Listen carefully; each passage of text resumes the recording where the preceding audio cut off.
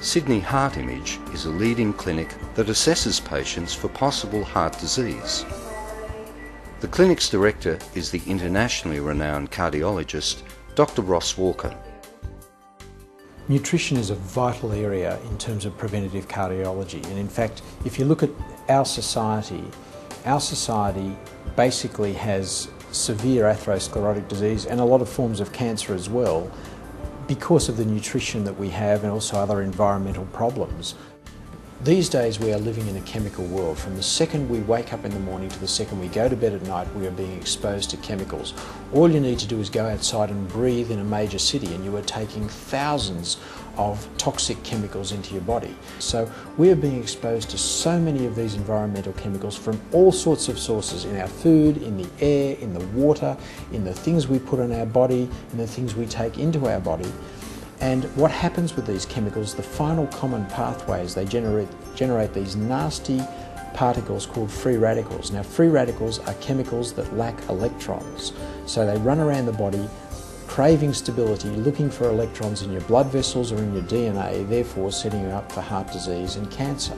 So we really have to be doing two things. One, reducing our exposure to these toxins, and two, increasing our antioxidant, vitamin, mineral, trace metal regimen to cope with the toxins.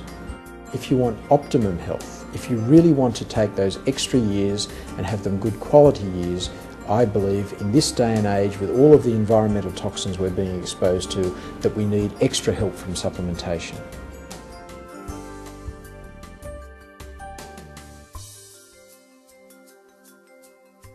Ian North, a patient of Dr. Walker, faced his own recent health crisis following a CT heart scan.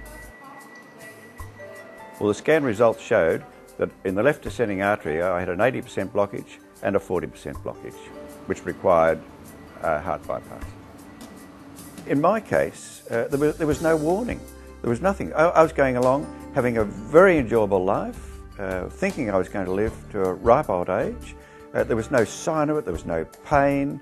I slept well, I ran, I swam. So there was no indication.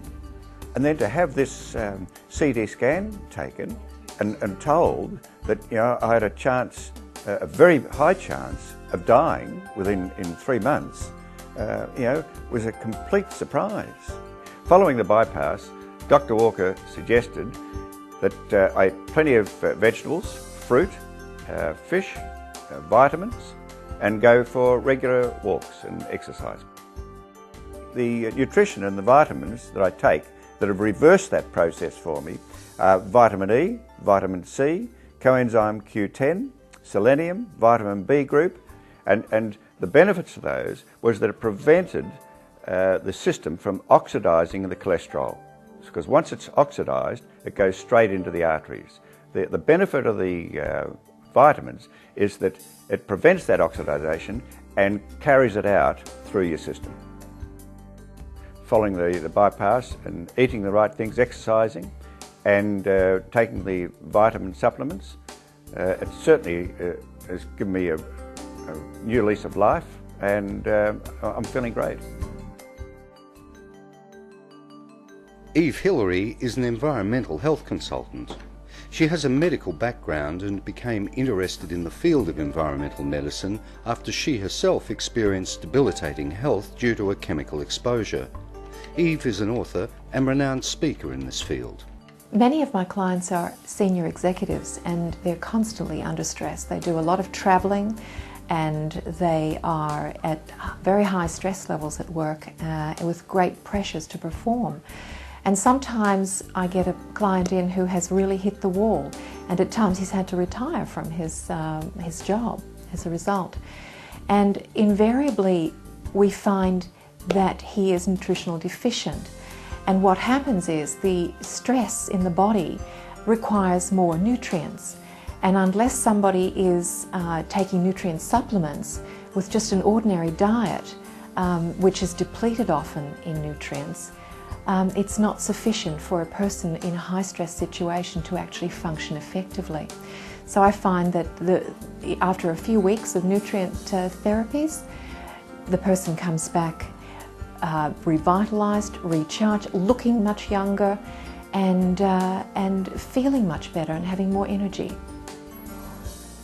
When we buy fruits and vegetables, if they're conventionally grown, they'll have very little nutritional substance and very few minerals.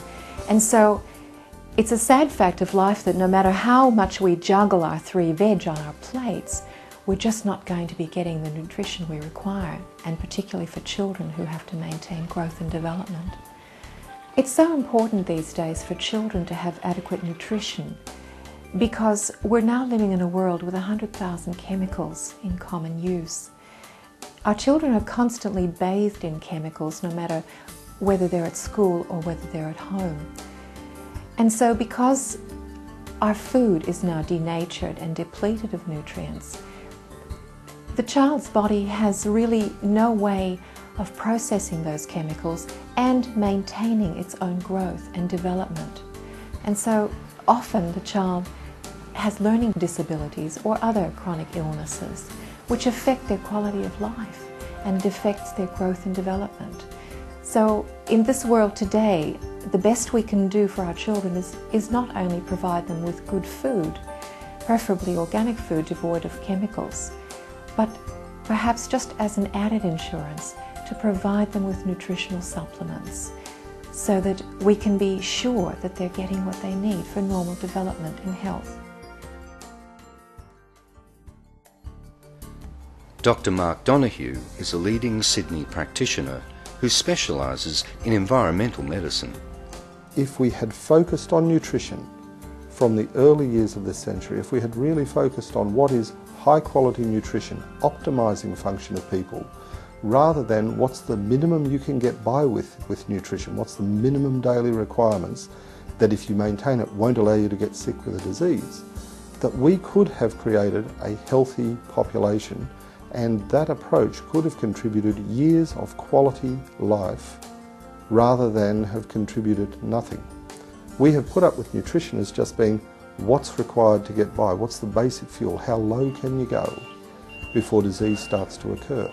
And in eating away at our food, in processing of it, in the use of pesticides, in forgetting to keep the food clean, we've in fact contributed to health problems such as asthma, respiratory disease, degenerative disorders, arthritis, Alzheimer's disease, Parkinson's disease.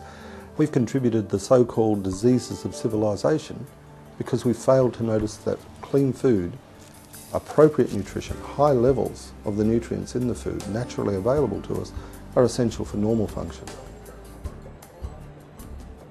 If any aspect of your nutritional bank account runs out early, you are almost certain to become sickened at that period of time. It does mean that if we as doctors thought back on it and looked at nutrition as an insurance against future illness, that we would have been able to keep people well even during the times of their crises. Doing simple, low-cost things with supplements ahead of illness minimises the risk of illness and optimises outcomes for the people who take their health seriously. And so I don't think that there's anybody who does not need supplements or who does not need something to optimise their health.